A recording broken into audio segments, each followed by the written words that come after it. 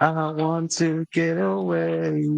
I want to fly away. Given the opportunity, Nigeria absolutely will kill you. I mean, it did kill people close to me. I know what Nigeria does to people who stand up. Yeah. Yeah. That's it. They have to engage with that messiness because it is all we have. If they're lucky, they sort of push them back into the ocean to die. If they're lucky, in some cases, they open fire. I'm even more concerned about Nigeria than I've been at any other time. And there's going to come a time when we're all going to need to come back. And we're going to need to come back to a country that is capable of absorbing us. Oh my God. Can I change my answer? It's too late. Investigative journalism is the immune system of democracy, exposing hidden truths and holding power to account, ensuring that justice and integrity are upheld in a world where they're often compromised. Today's guest knows all about journalism, truth, and integrity. He's none other than award-winning investigative journalist, Mr. David Hundeyin. Thank you so much for making out time for us today, David. It's great to have you on our podcast. Thank you for having me. So, when I look at the work you've done and I read up on you, I often ask myself, why is a man like this so in love and so concerned about a country and a people who don't seem to love him back? Oh, the answer is very simple. Because they're all I have.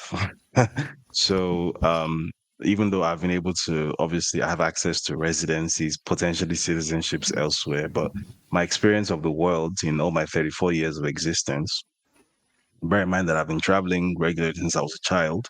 My experience of the world has always been that it's impossible to get away from your identity. And given that it's just fundamentally impossible to escape from that identity, you had better embrace it. And in the process of embracing it, you have to do what you can to try and improve that identity so that it's not, if it's perceived a certain way that you don't like, then maybe it's not perceived that way any longer. So, I mean, in my earlier years, I did spend a bit of time trying to escape from my Nigerian identity. So if you'd met me when I was like maybe 18 or 19, when I was a university student in the UK, for example, it used to happen very often that I'd meet new people, they'd ask me where I'm from. And because at the time, I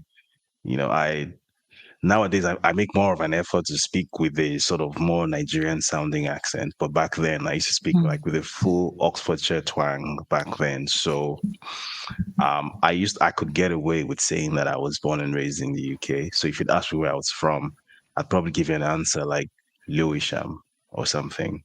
Because, so when I moved to the UK at that around that time, so my older sister lived in Lewisham. So I spent a bit of time in Lewisham. So I used to tell people that I was from Lewisham, I was from London. Or, if they then ask, so, where are you really from? Where are your parents from? Then I'd probably give them an answer like Jamaica. You'd say Jamaica.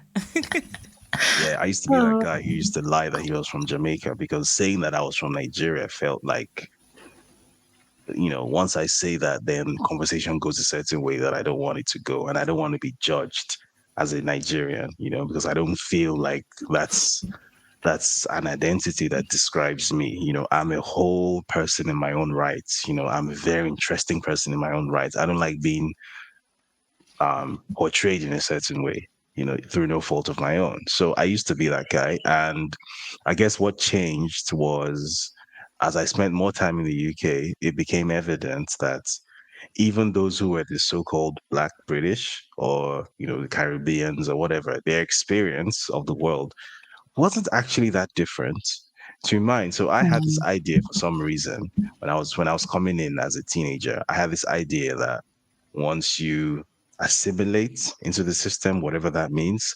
once you start speaking in a British accent, once you become, More like them. then somehow your experience of the world will change. Somehow you will not be judged a certain way. That categorically was not the case.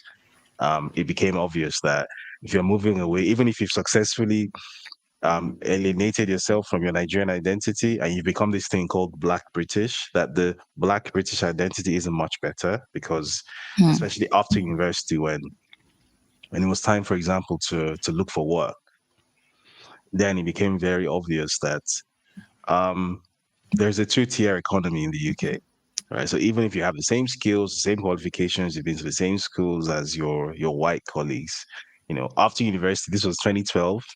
So the UK was going through a bit of an economic downturn at the time.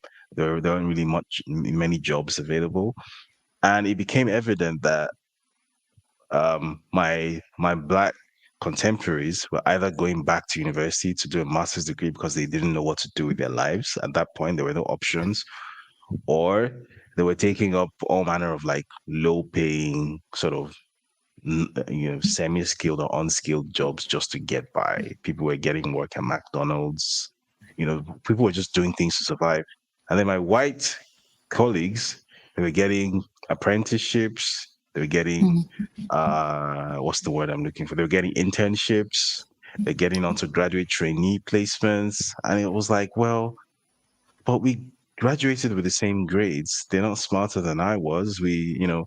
What is going on here? And at that point, the reality started to dawn on me that regardless of how well you think you have integrated into a particular system, you are not them. You will never be them. Yeah. They they have access to certain levers and certain areas of influence within the society and within that economy that you don't even know exist. Regardless of whether there's an economic downturn or not, they always have some uncle, some great aunt, some cousin, some relative, some family friend who's going to do this or that for them. Kind of like similar to how it would be if I were in Nigeria, being that I come Yeah. from a somewhat elevated socioeconomic stratum in Nigeria. So there would never be an instance where I'd be in Lagos and I'd just be sort of unemployed, sitting on the street somewhere. And that was a reality for my white colleagues, but not for me. And it became very evident that I had been living in a delusion for the past few years. And I needed to come back to reality that this is not your country. This civilization you exist in here is not for you. It doesn't belong to you. It never has. And regardless of how successful you have been at trying to um, contort yourself into becoming a simulacrum of them, you're still not them. And it's very, very obvious.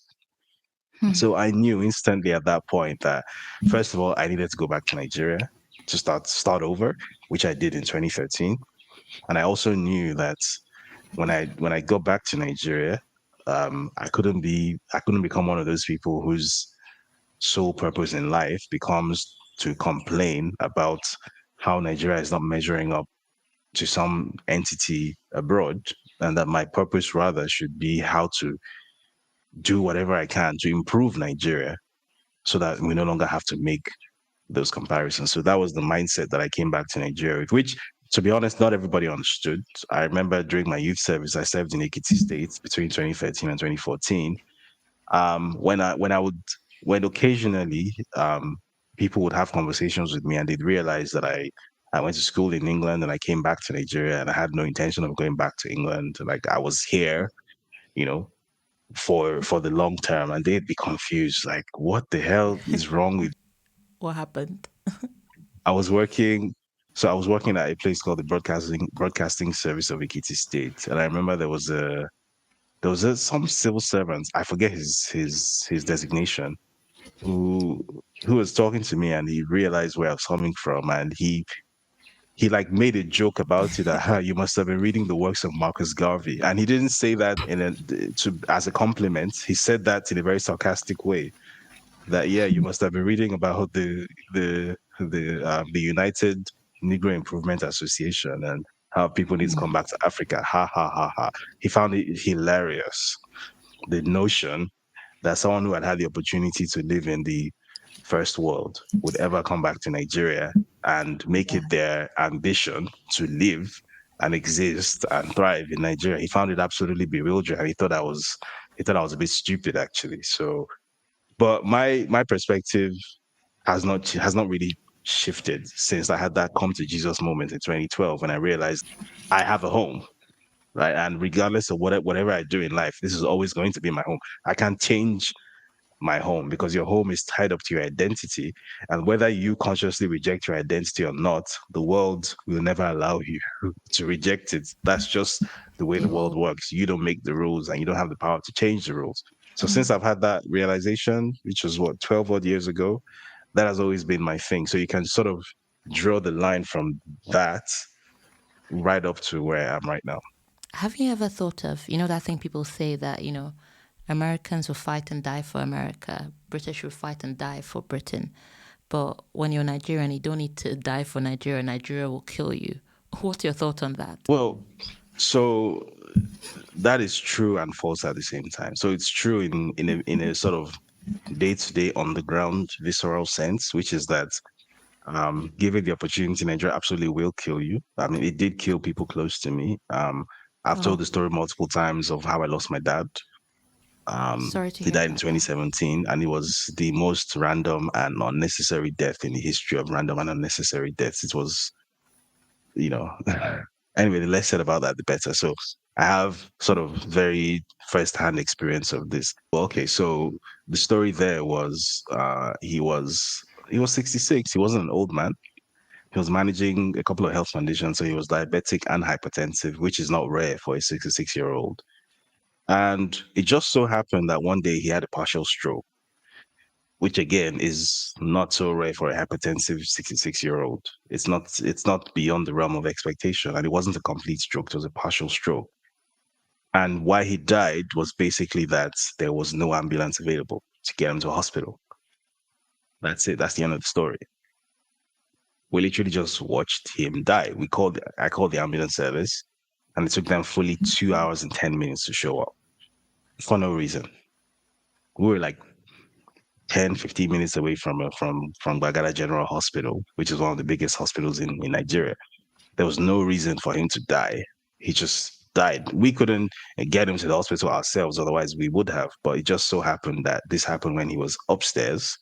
It was a rainy day. There was no way to get him downstairs. That he weighed like 120 kilograms. He needed help, and the help just wasn't forthcoming. And because of that, he just died. That's the end of the story. And when we got to the morgue, um, eventually, because I had to then get a private service, which took another 2 hours to show up, by which time the body had started, you know, petrified. And then we got to the morgue finally with my dad's corpse, and they said they weren't going to admit the body because didn't have a death certificate. So I had to pay a bribe. So literally, my dad's corpse at my feet, I was standing over his body with a wallet in my hand, counting out 11,000 naira to pay a bribe so that they could put my dad into the freezer. Yeah, that was a lot. So yes, I have seen what Nigeria is capable of. I've seen it very close up. I've seen it firsthand. However, it is also true that regardless of all of that being the case, the world we live in is a world that doesn't really offer you any sympathy. So the fact that you have been through that in Nigeria doesn't mean that if you then decide to sort of give up on Nigeria and go wherever you're going in the world and sort of try and run away from the reality of being Nigerian, it doesn't mean that those people, wherever you are then going to understand your context, or they're going to bother to understand that, hey, this is what this person has been through. And now this person just wants to live quietly and be left alone. And let's not make their life harder than it needs to be. They will never understand that, because that's Yeah. just, I guess, human nature. People will rather they'll rather go out of their way to make life even more difficult for you just because they can. Because that's what people do. Humans are cruel. That's been my experience. So I mean, so even though I had no intention of ever coming back to the UK, I did go back eventually, um, because I was forced to. Because as a result of the work that I did, my safety was threatened, and eventually one thing led to another, and I had to sort of tactically withdraw and go back to the UK for a while, right? Which is kind of like the space that I'm in right now.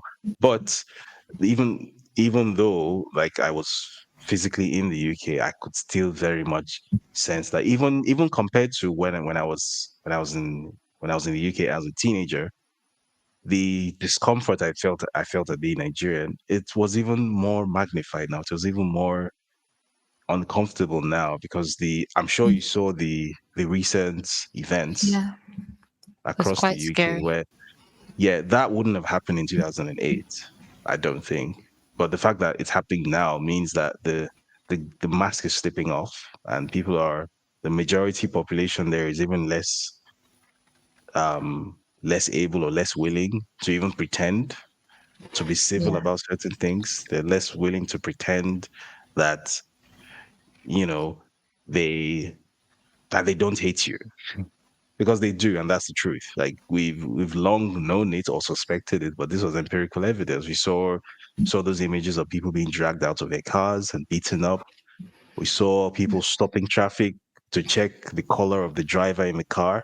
And if he's white, they shout out, "He's white," and then they let him pass. And if he's not white, God knows what they do to him.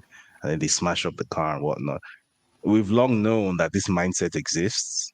And we're accused of having a chip on our shoulders and, being and playing the race card. But now we've seen for a fact that in fact we did not have a chip on our shoulders, and we're not playing the race card. It's real, it exists.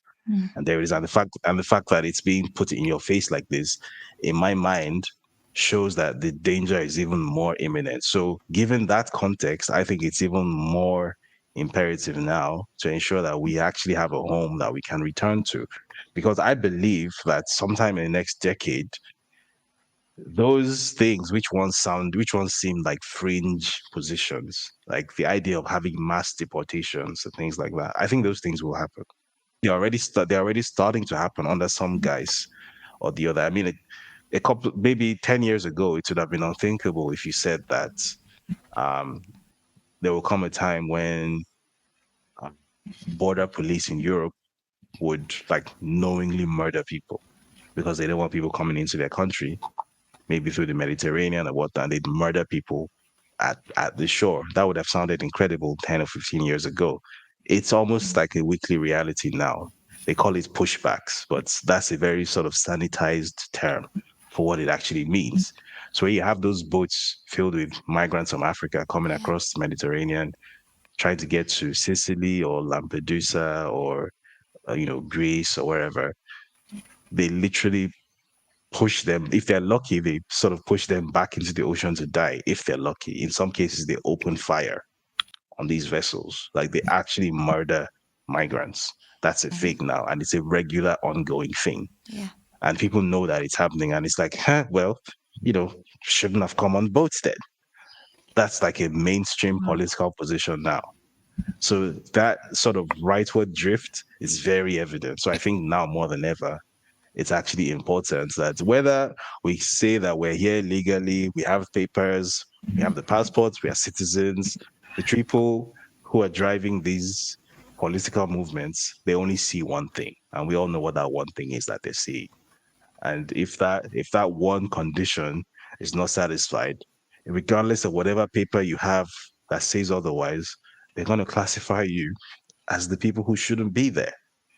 And then whatever action they take to remediate your being where you're not supposed to be, it's only them that know what that action will be. So that's why even now I'm even more concerned about Nigeria than I've been at any other time, because I know that there's going to come a time when we're all going to need to come back, and we're going to need to come back to a country that is capable of absorbing us. Like, we're not that we're gonna sort of leave one meat grinder and leap into another meat grinder, because nobody wants that. So we need to have a home that is actually habitable.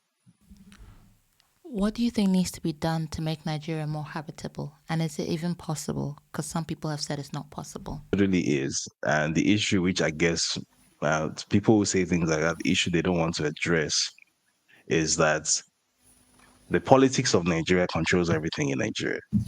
It's all political, right? So demographically and economically, there's no reason, for example, for Nigeria to be 1,500 per capita GDP country. There's no reason for that to be the case. Nigeria, by geography, by demography, by most measures you can think of, should be sitting on at least $5,000 per capita income.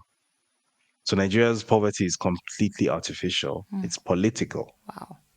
because people don't want to engage with the political reality of Nigeria, which is extremely messy, which is not a good picture at all. Like people want to sort of um people have become accustomed to sort of Western comforts or Western style comforts.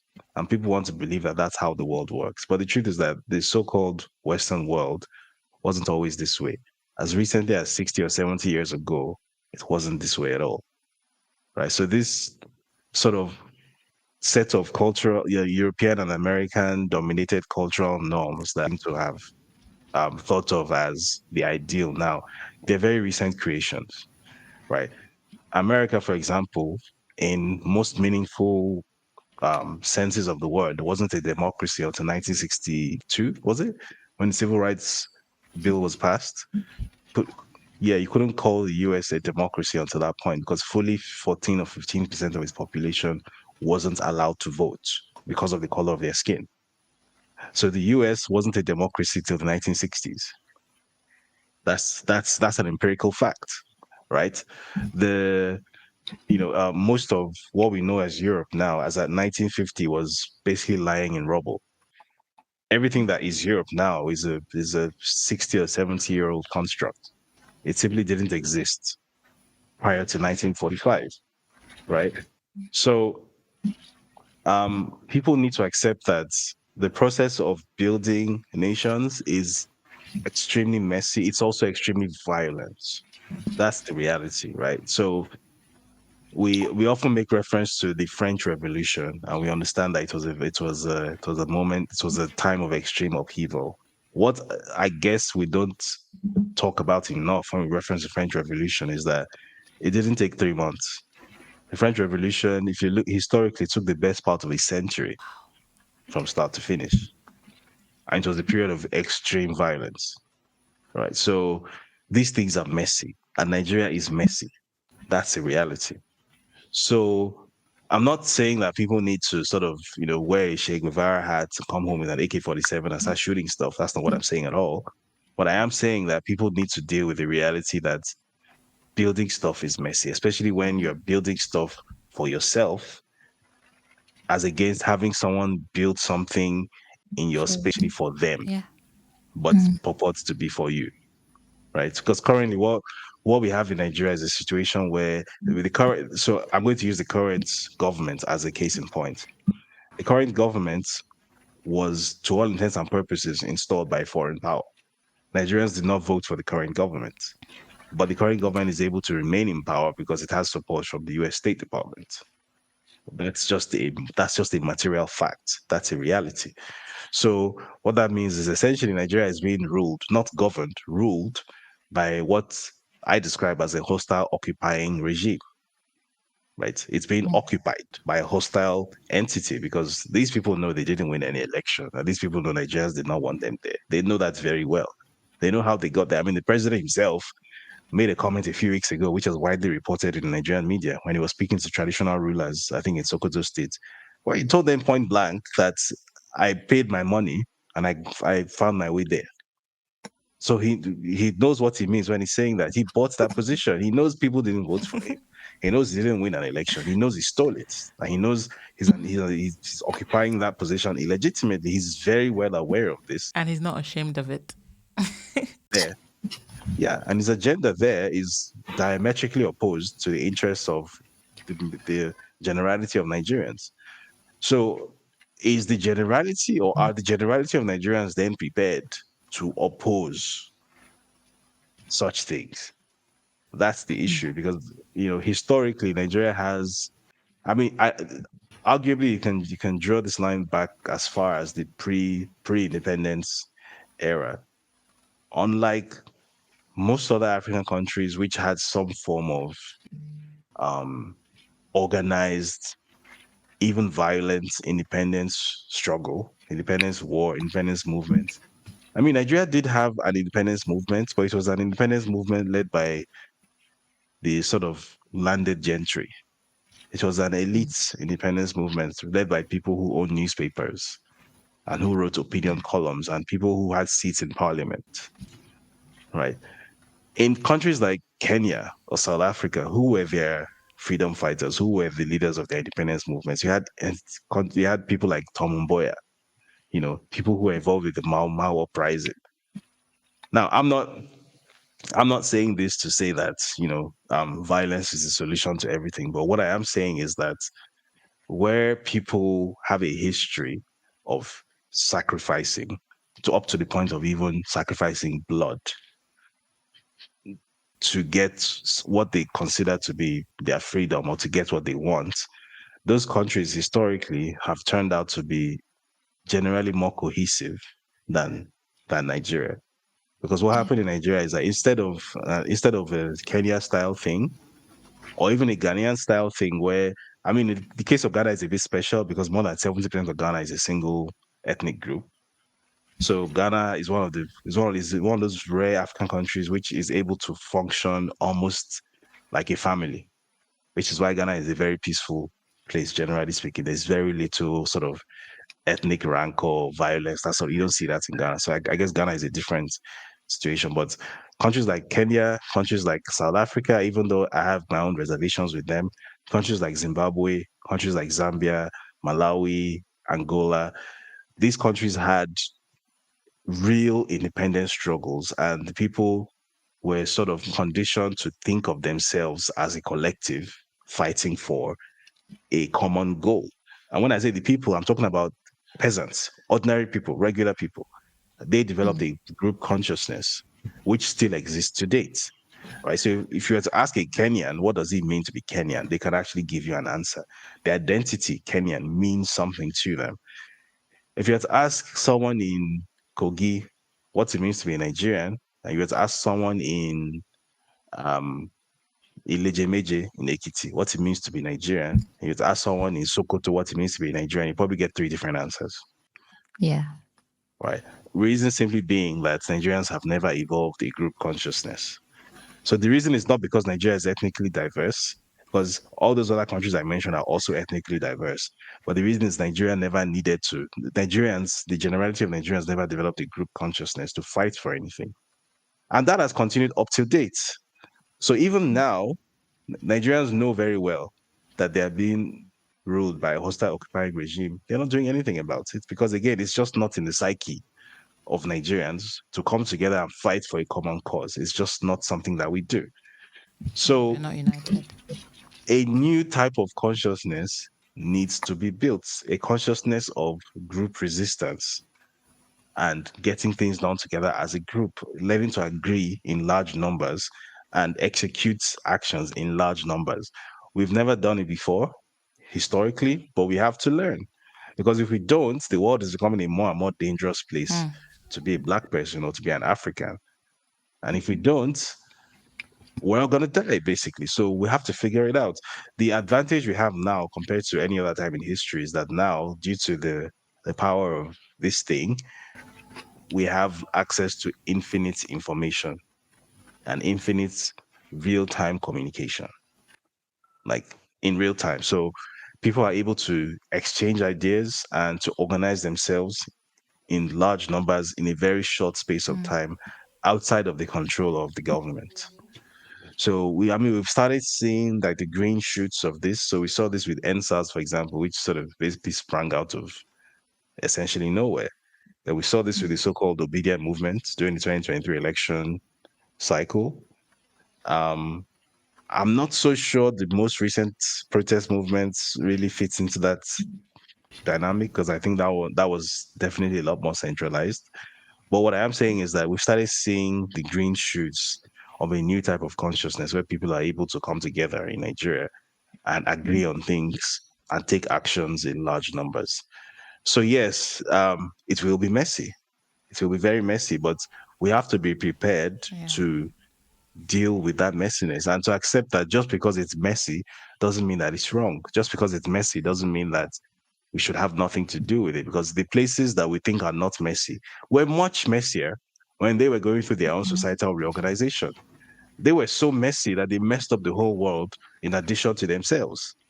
Right. The entire reason why, for example, colonization took place was because Europe was collapsing in on itself. It couldn't feed its own people. It couldn't do much. Again, the European monarchies were weighing so heavily on their people that they literally needed to find more space to expand to exploit. And that's how they basically exported the disease of, you know, basically what was then the European way of life to the rest of the planet, which we are still dealing with to date.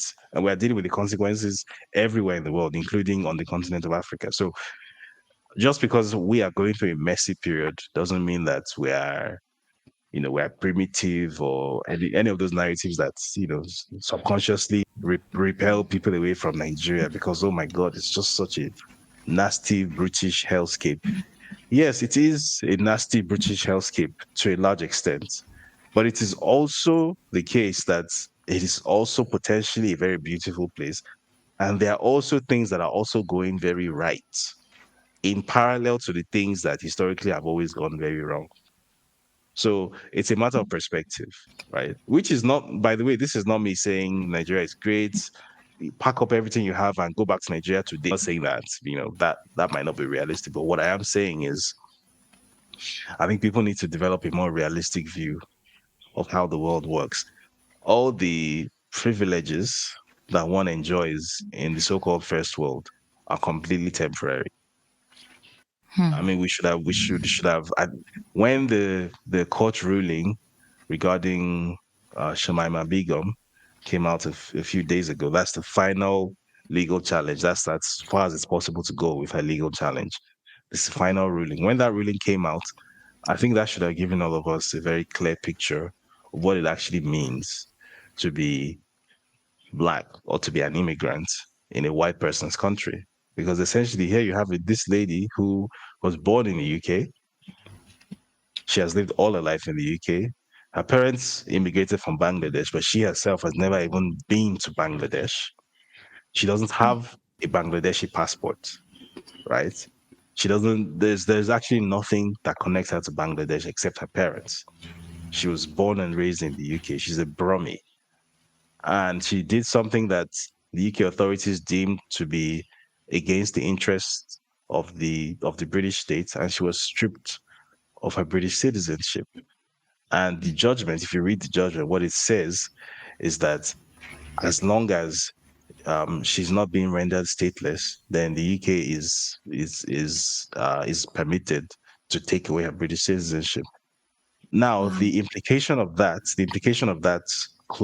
statement in the judgment was that even though she actually doesn't have Bangladeshi citizenship, because her parents have Bangladeshi citizenship, she is therefore entitled to Bangladeshi citizenship, which means that by implication, she's not stateless.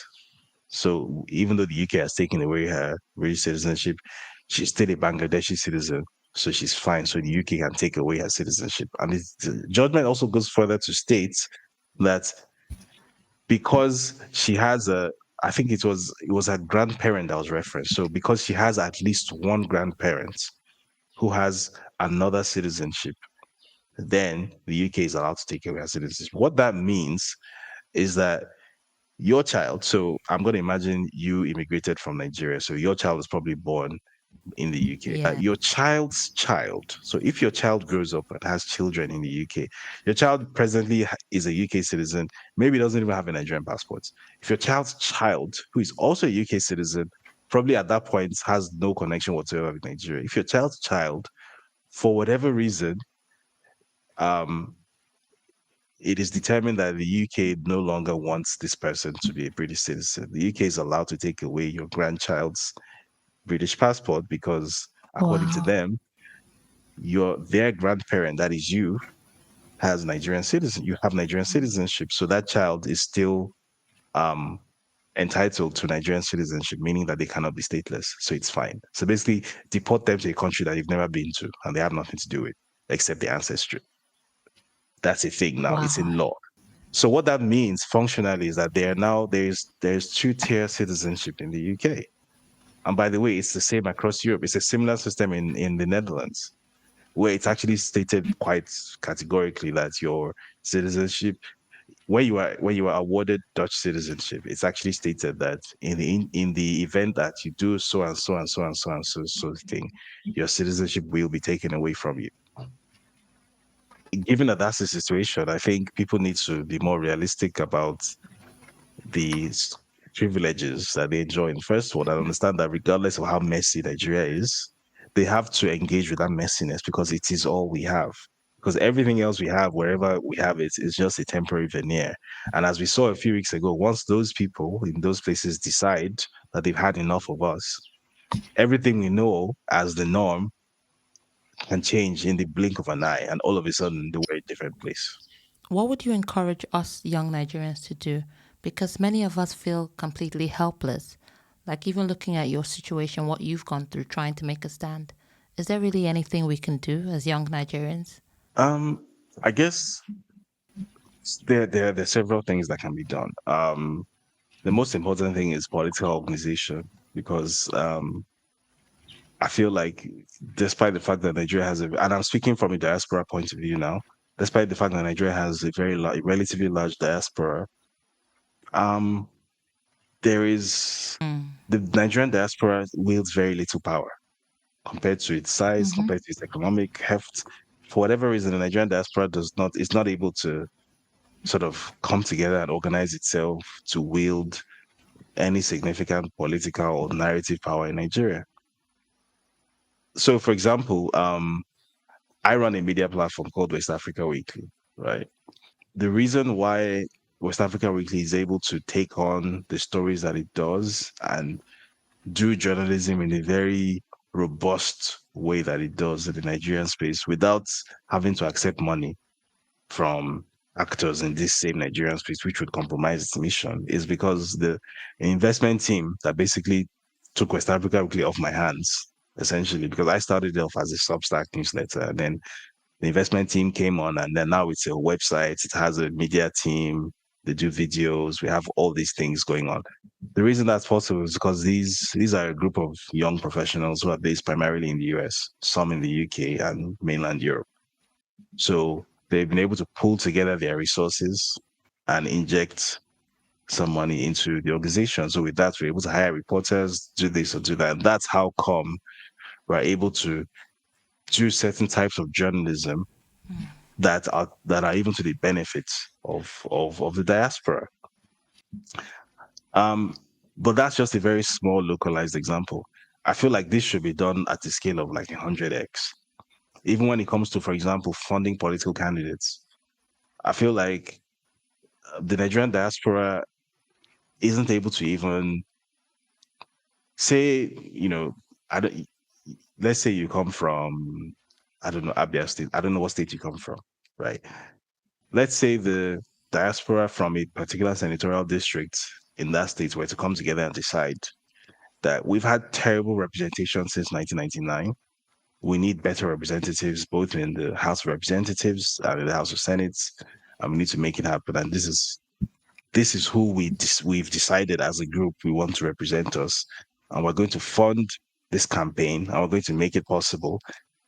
There's only so much that the establishment candidates can do if they're dealing with that level of organization. But the truth is that the Nigerian diaspora, for whatever reason, is only interested in who is going to be president. So, like, for example, during the last election cycle, all the diaspora fundraising and stuff that was done very successfully was only done for candidate Peter Obi, Yeah. as the president. There are so many other levels and layers of power, that political power, which the diaspora has the ability to wield, which is not interested in wielding.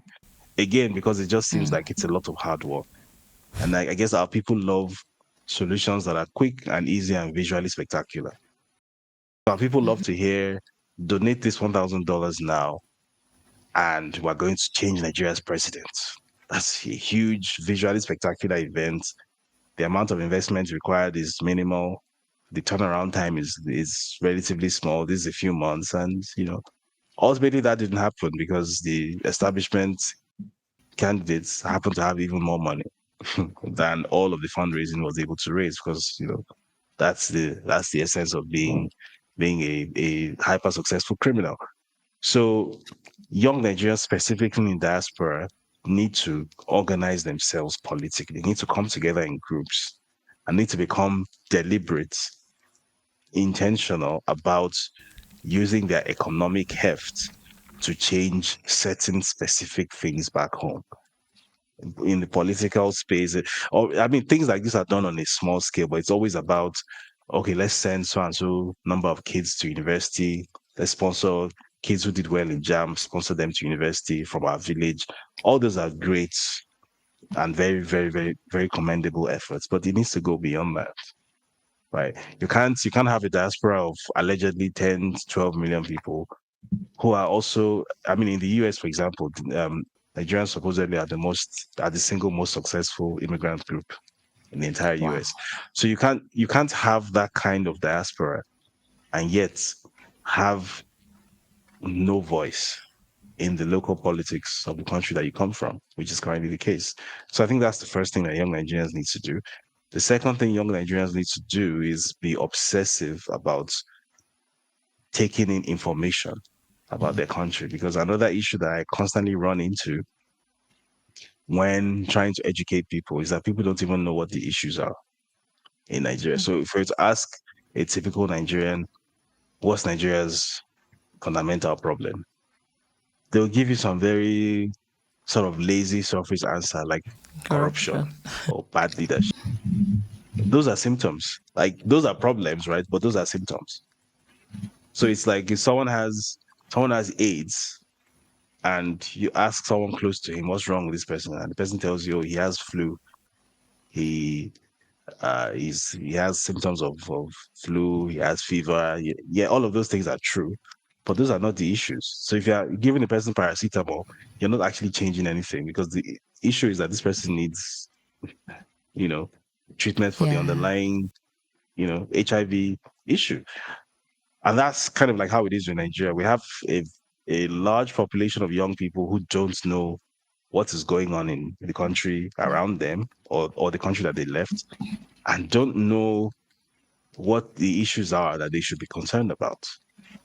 So for the past since maybe 2022, I think that was when I instituted a legal action in the US when this was in the lead up to the Nigerian elections when Aaron Greenspan and I instituted an FOIA lawsuit seeking to expose the criminal records of the person who is now Nigeria's president. And we sued 6 different US government agencies. So the FBI, CIA, the DEA, IRS, the State Department, and the Executive Office of US Attorneys. And in the course of that lawsuit, which is still dragging on in court by now, by the way, till now, um, it became very clear that the US establishment has a vested interest in keeping Tinubu in power because clearly he is working for them, right? So he's what you'd call an intelligence asset, right? He's like a Manchurian candidate, if you like, right? So he's the president of a country, but he's actually working on behalf of a foreign entity, right? Which is Yeah. like the wet dream of intelligence agencies around the world, right? And I have tried in so many ways to make this knowledge sort of mainstream in the Nigerian space that the reason why Tinubu is taking all these like incredibly unpopular actions and is doing things that you clearly don't want him to do. Nobody wants him to do these things and things that in some instances actually make no sense whatsoever. The reason Yeah. isn't primarily because, oh, he's a corrupt politician, because corrupt politicians are not irrational people.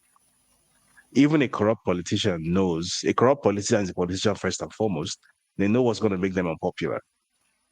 And they know, that certain things at certain times will not fly with the public. So this is not an issue of being a corrupt politician. This is an issue of A puppet.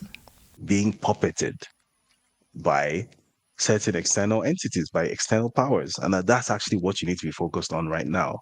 Because it's a similar situation, for example, with the what led to the protests in Kenya, where you had the finance bill which was presented to the Kenyan parliament, but it wasn't actually written in Kenya or by Kenyans. It was a bill written by the IMF. But the Kenyans were able to do it. They were informed enough to understand that an international entity staffed by white people cannot be dictating to Kenyans what our laws should be, and essentially doing things like stripping us of our land, ancestral land, because that was one of the clauses in the bill, like hitting people with tax bills for inheriting their ancestral land. So such that if you can't pay, say, $25,000 tax bill assessed on the value of your land, then you lose your land. Which is like a way to create poverty for sure, because as I'm sure land is the most important factor of production. You can't build wealth without land. So the Kenyans understood that this is a hostile foreign entity that is trying to inject economic warfare in its interest against our interests into our law. And that's why they poured out into the streets. Similar laws have been passed in Nigeria, doing things that are just as sinister, and Nigerians didn't even know. And even if they got to know, all they can see is that, well, this, all they can see is the person in front of them. So whoever it is that is listed as the lawmaker or senator or whoever it is that sponsored the bill, they will localize all their angst on that person. Meanwhile, there's a much bigger Yeah. context of what is going on. It's a similar thing with Tinubu. He's a symptom. He's not the problem. The problem is Nigeria lacks, first of all, Nigeria lacks a sense of shared identity and destiny, and then Nigeria lacks sovereignty, and the two are connected. So if young Nigerians understood those two issues and were able to act in ways that, for example, the Kenyans have been able to act, then we'll be getting somewhere. But there's a basic lack of knowledge. And then the third, and I think the final issue here that young Nigerians should be concerned about is, so the first was organizing themselves in the diaspora. Second was gaining knowledge of what the issues are. The third, I think, will be thinking of how to word this without I don't like to come across like I'm insulting Nigerians, because that's been an accusation that has dogged me for many years. I also think that there are cultural issues in Nigeria that Nigerians need to be aware of, and Nigerians need to understand that culture is not static. The fact that certain things um, have been introduced to you as Nigerian culture doesn't mean that those things have to remain that forever. You're allowed to decide what your Yeah. culture should be.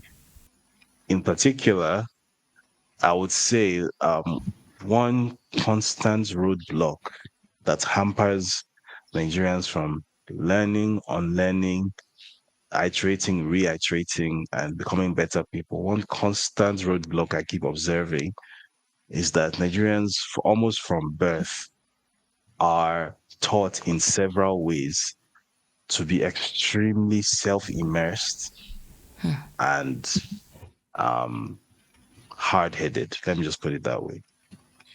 So it's very difficult to have a conversation with a Nigerian where you end up educating them, because what we are taught, in fact, this isn't even a theoretical position. This is a factual position, because when we're in school, this thing called debate club, I've written an article about this before. What does debate club teach us to do in Nigeria? Debate club does not teach us it does not teach us debate for the purpose of establishing the truth of a matter. No. Debate club or high school debates in Nigeria, secondary school debates, teaches us how to win an argument.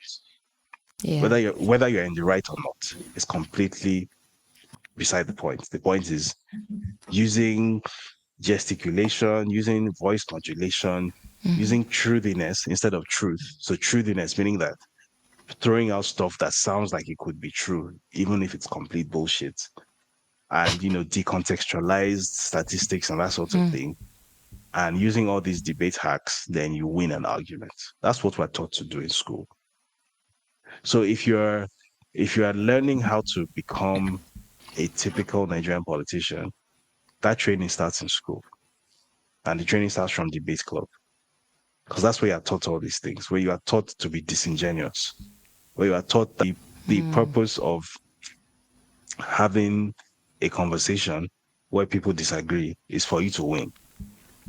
The purpose is not for you to establish what is the truth, what is factual, and change your mind in the face of superior knowledge or superior evidence. That your job is to hold your position at all times. Just as we say, no grief for anybody. And just sort of put your head down, be obstinate, and make sure that somehow by hook or by crook, you win the argument. And even if you don't win the argument, you just you must obstinately remain, your mind must remain closed and your position must remain unchanged. So essentially that the purpose of disagreements, the purpose of arguments is to win. Right. And this is very much encoded into Nigerian culture. So people find it very difficult to change their positions, regardless of how much information is available to them.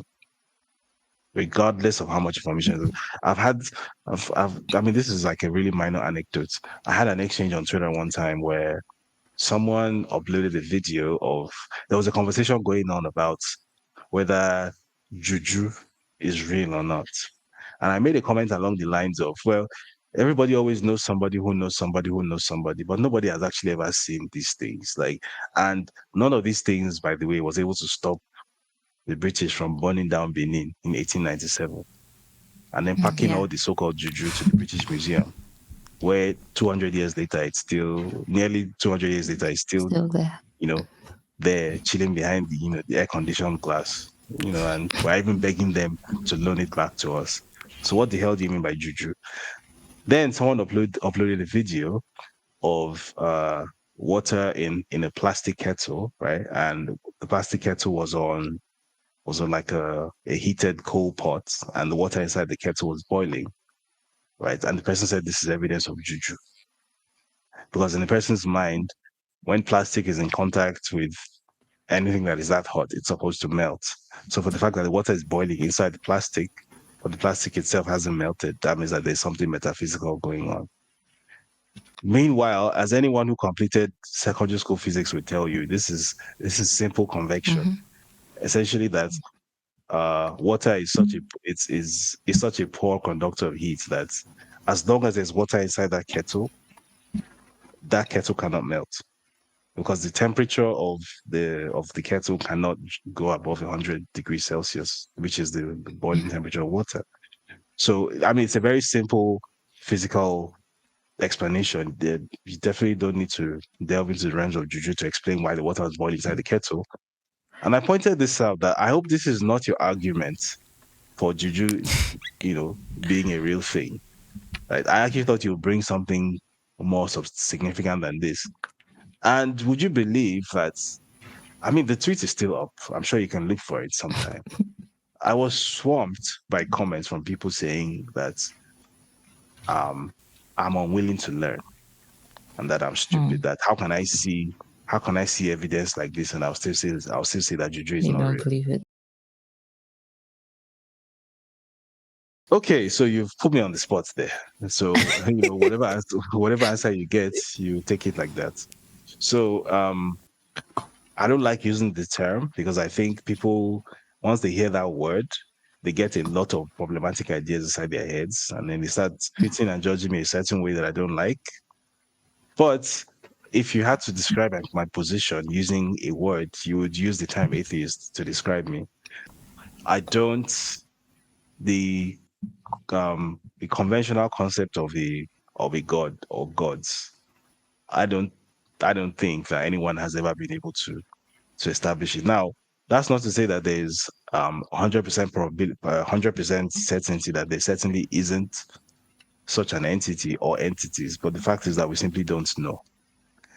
And everyone who has ever claimed to know, at least in my experience, everyone who has ever claimed to know has been how do I put it now?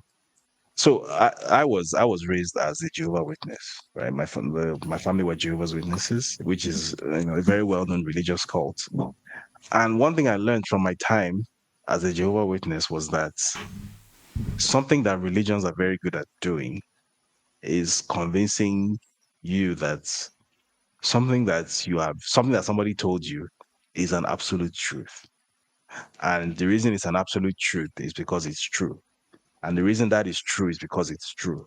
And so on like that. Secular reasoning is so basically you are not allowed to question anything. You are not allowed to think too much in depth about anything. I remember when I was little, we used to have these Thursday meetings.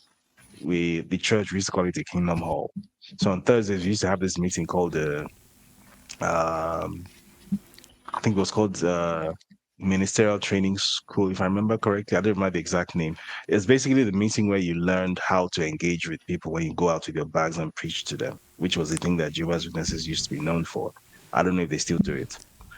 And I remember very, very vividly in one of these meetings, there was a pamphlet we used to study, which was called I think it was called the Kingdom Ministry booklet, something like that. And there was an article where we had like a question and answer session. where someone would read out the paragraph and then the speaker would ask the question and someone in the audience would raise their hand and answer the question, that sort of thing. And the title of this article was Beware of the Trap of Independent Thinking. Yeah, and it's exactly as bad as you think, right? That the purpose of this article was that, Jehovah has given enlightenment to these 12 white men in Brooklyn, New York, who have fed you this spiritual food. So if you question it, or if you start thinking on your own, then you are rebelling against Jehovah.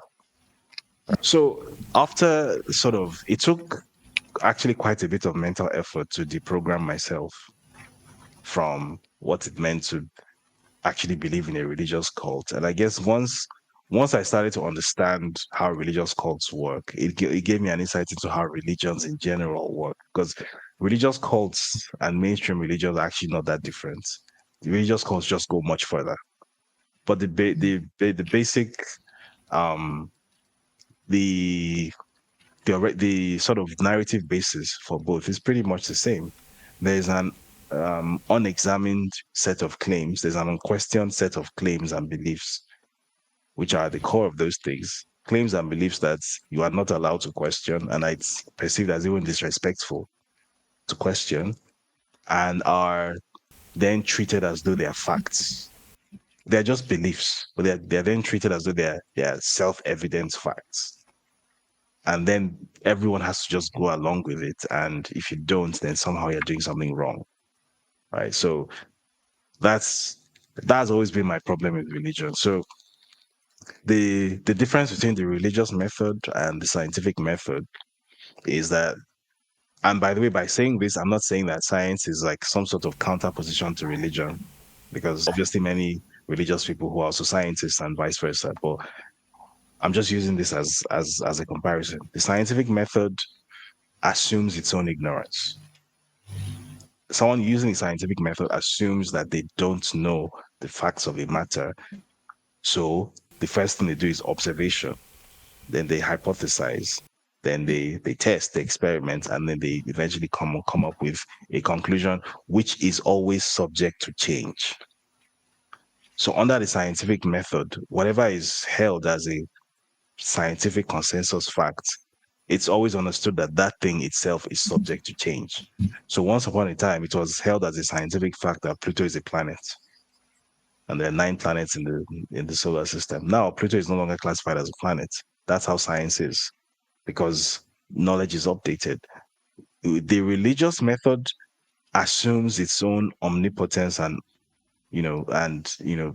supreme knowledge of everything.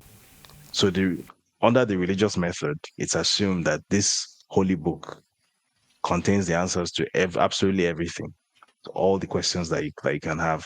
So you have the answers, and then you walk your way back from the answer to the question. And I have a problem with that, because clearly there are a lot of questions that the men, because they were all men, who wrote these books 2 or 3 thousand years ago couldn't even fathom, couldn't comprehend. Right. So as a Jehovah's Witness, for example, one of the biggest doctrinal issues I had with them was that I saw people die all the time in the organization for a reason I consider to be criminal. So my parents used to make me carry around this thing called the durable power of attorney. It's a legal document stating that in the event that I have a car accident or anything that happens to me and no one is around, no one who knows me is around, and I'm taken to hospital and I need a blood transfusion to survive, don't give me blood, even if it means that I'm going to die. Right? I'm just make me carry this around in my back pocket, right? So even as a child, I knew I was walking around every day with essentially my death warrant inside my pocket. And the reason behind this, and that's a core doctrinal part of the Jehovah's Witness belief, that no one is allowed to take blood transfusions. And apparently, the reason behind this is some Bible portion from the Old Testament where Moses tells the Israelites not to eat blood because blood is sacred, apparently. And apparently, that's the doctrinal basis behind someone who came maybe 3 or 4 thousand years after Moses, saying that people living in the 21st century shouldn't take blood transfusions. And people actually die like on a regular. It's not a rare event, by the way. regular thing with Jehovah's Witness. It's so regular that it has gone to the Supreme Court in Nigeria as recent 2019. Right. So yeah, once you sort of step back and take a look at the way religions treat the world and the way they sort of constantly lie about knowing everything and having the answers to everything when they really don't, then my position has always been that, you know, I prefer to use the scientific method for life. I don't claim to know everything. I know that I don't know everything. It's entirely possible that the universe as we know it was created by some supreme divine entity. It's entirely possible that is the case. It's also entirely possible that we completely made up all these stories by ourselves, because that's also what humans do. So I'm just honest enough to admit that I don't know. There's a quote that I like from a guy called Sam Harris. He said, "We're all atheists in most religions. Some of us just choose to go one religion further. Because the truth is that, whatever you believe in, there's someone else who believes in something else who thinks that you're a blasphemer.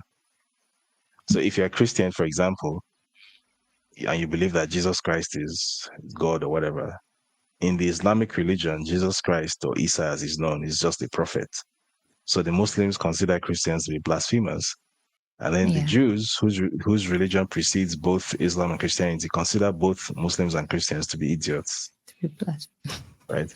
And then if you are a Shintoist or you're a Buddhist or whatever, you have your own perspective on all of these things.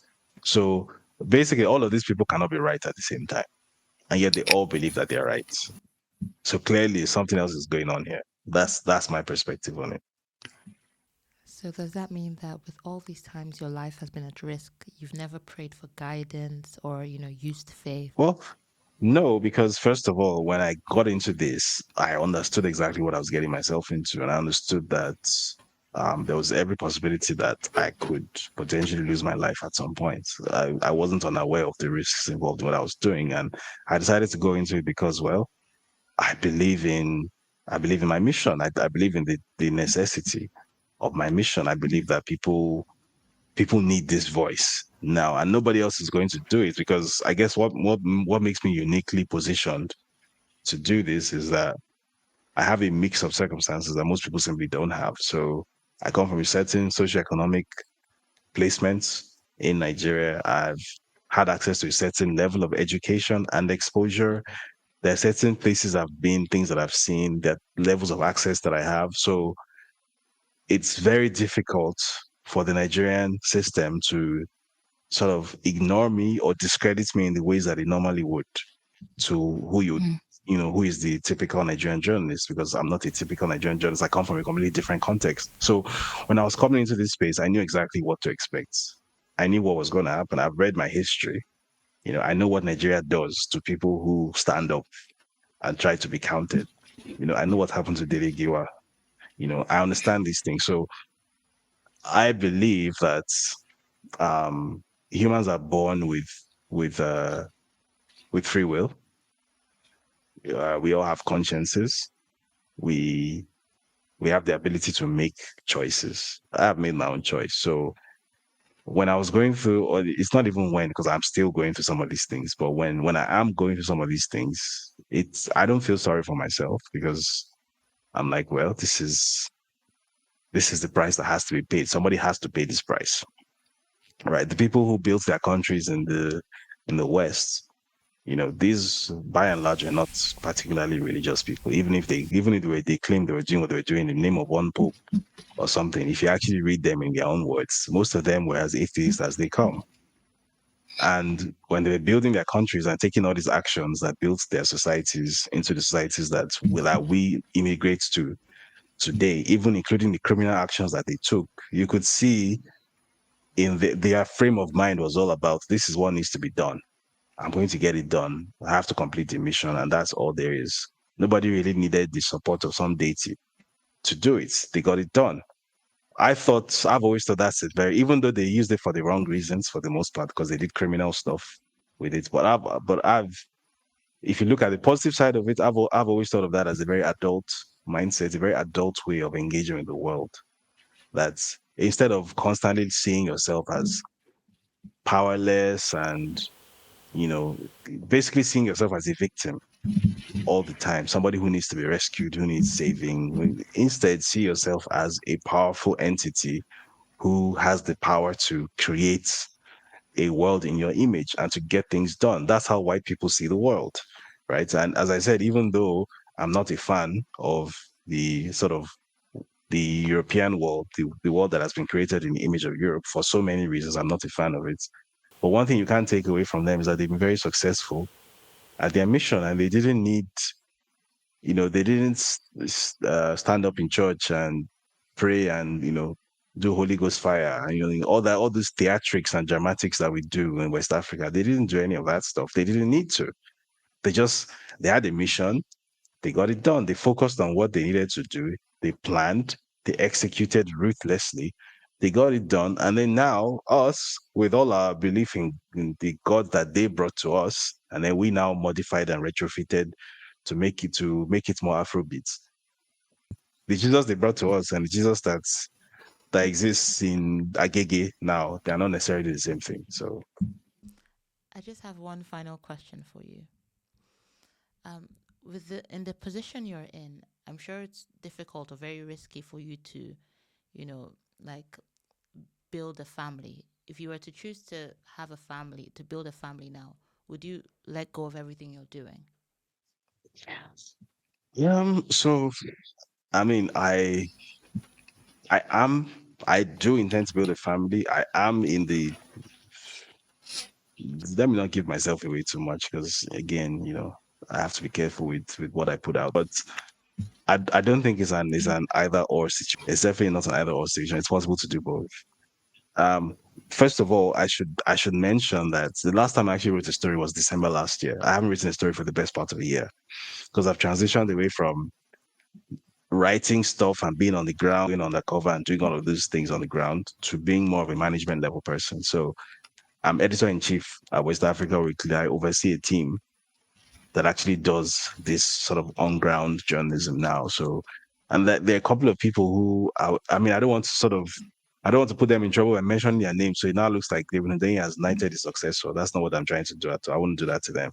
But there are a couple of people on my team who are actually people that I'm paying specific attention to, and I'm giving them as much mentorship as I can because I've noticed that they have the same kind of fire in their eyes, same kind of zeal that I had when I started out. So I see my mission now as more of trying to enhance them so that they can grow and more and more voices can sort of develop themselves. That's what I'm trying to do. So alongside that, parallel to that, I think it's also possible to build a family.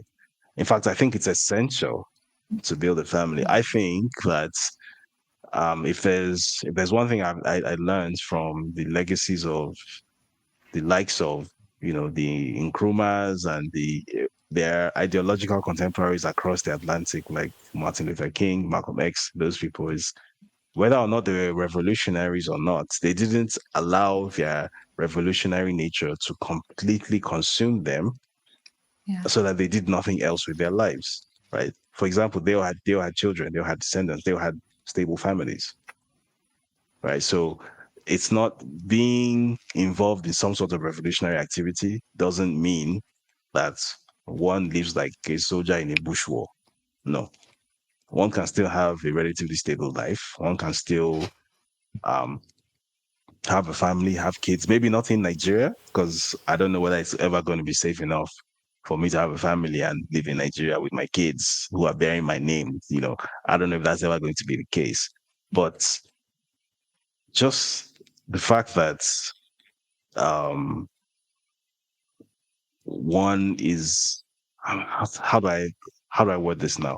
What I'm trying to say is that I think it's the imperative to raise a family is even more when one is doing things like this, because I feel like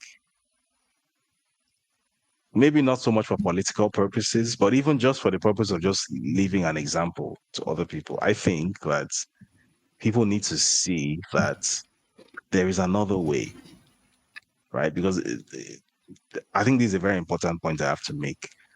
Um, a lot of people in Nigeria seem to have this idea that the only way that it is possible to survive and thrive in Nigeria is to either do something criminal or criminal adjacent, or to be on board with criminal Mm-hmm. activities. To even if you're not involved in them, just sort of look the other way and not talk too much. And by the way, when I say Yeah. criminal, I'm not just referring to like blue collar crime. I'm also talking about white collar crime, political crime, all the other types of crime that we do in Nigeria, right? There seems to be this idea that if you stand up and oppose what is obviously wrong, that it is impossible for you to have any type of life once you are Nigerian. And I would like my life to be a visual repudiation of that. I would like my life to be a life that you can look at and you can say that this guy fought against all of that. He did so, risked his life, did so very visibly, and also had a lovely wife and kids and lived a long and happy life. So that then takes away that excuse that the only way for you to live a relatively fulfilled life in Nigeria is for you to sit down and be a coward somewhere. Because that appears to Mm. be a mindset that unfortunately has infected a lot of people. So I would like for my life to be a visual repudiation of this horrible idea that has been propagated into the minds of Nigerians that there's only one way to live. Wow. Growing up, I always wanted to be a journalist, but because of things I was told by family members, I thought, let me leave that path. But just Oh seeing yeah, it was everything pretty much you've the same. done. It was pretty much the same. Yeah. In fact, I can't tell you how disappointed my parents were at me, and probably still are. Well, surviving one anyway, because from their point of view, bear in mind I had four siblings, and they all did Mm. the things that good Nigerian children are supposed to do. So the oldest became an engineer working at British Petroleum. The second became a doctor who started working in the NHS. I think he lives in Nottingham or so, if I remember correctly. The third became a banker who worked at Zenith Bank. The last was a stockbroker. I think she was with Goldman Sachs, Wow. right? And then there was me. Then there was me, the creative, the black sheep, who decided that he wanted to be a writer, broadcaster, journalist. And what the hell does that even mean? It caused such an issue actually that I'm quite proud of this actually. Out of the five kids my parents had, I'm the only one who has ever spent even 1 minute at a university in Nigeria. I'm the only one. Wow. And the reason I spent a year at a Nigerian university, that was between 2007 and 2008. I went to Nigerian University in Edo State. The reason I went to a Nigerian university was my parents were determined that there is no way that they're going to pay foreign currency, like pounds, to send a child to study in the UK to study journalism. That is not possible. There's just no way they're going to do it.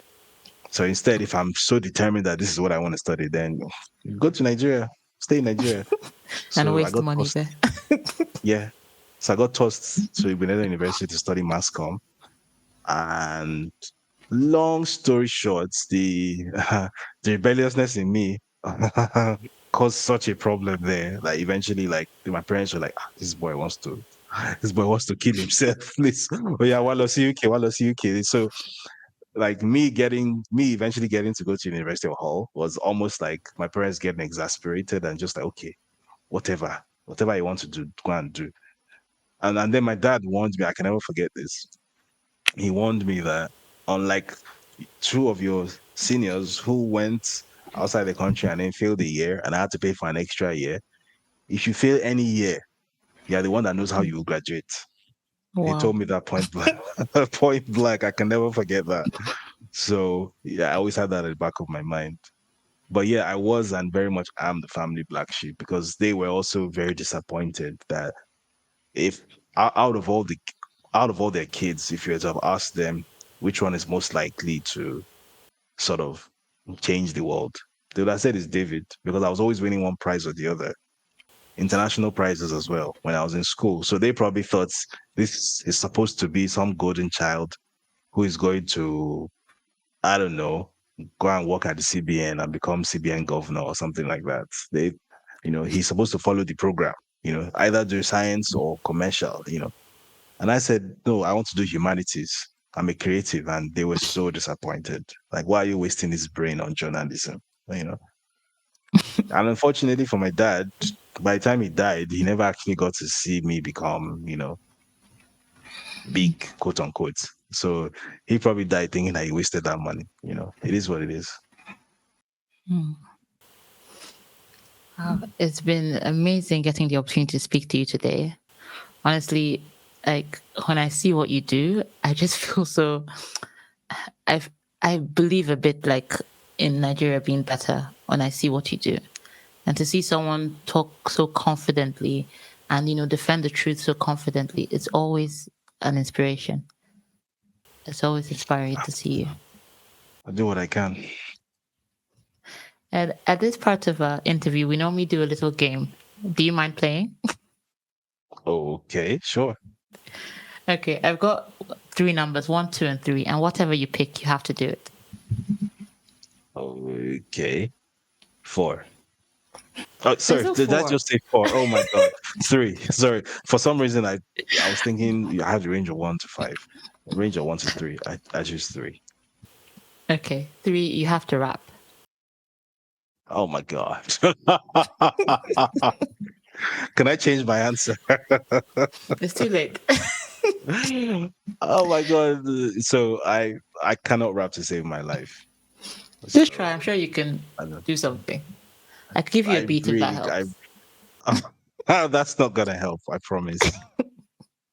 I promise. Like, if you had said sing, I would have hated it, but I might have managed to do it. But rap, oh my God, I don't have But the you're good breath with words, so I'm control. sure you I can don't have the arrange flow. I something. don't. If I were to write a rap, maybe I could. I mean, I definitely could write one, but deliver, absolutely not. And trust me, I've been in the studio.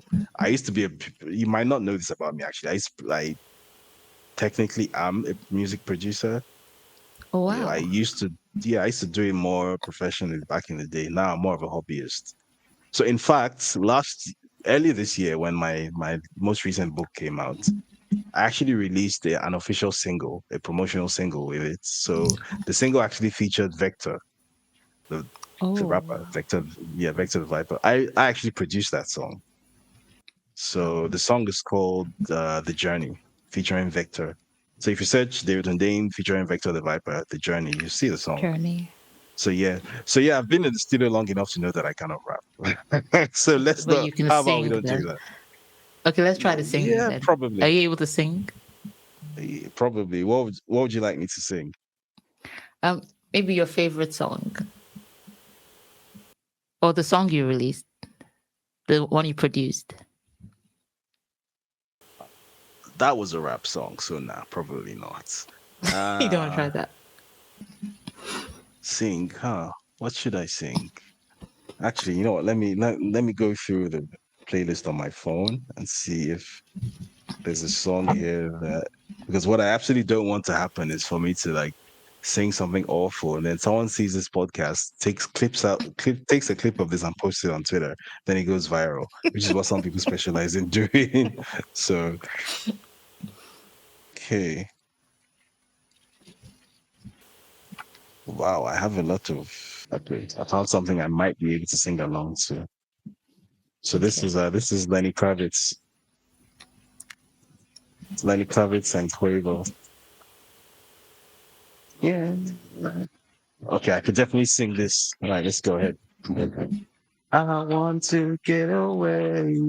I want to fly away. Yeah, yeah, yeah. Yeah, that's it. Is that all? Just It's a hook. Yeah, that's the hook. That's the chorus. okay. Your singing wasn't bad. Praise the Lord. The hypothetical Lord. Thank you so much uh, for making out time. I know you're a very busy person. Thank you for I having really, me. really appreciate it. No worries. So if you enjoyed that, don't forget to like, comment, and subscribe. Let us know what you think about the episode and David's thoughts. So see you again next time. Goodbye.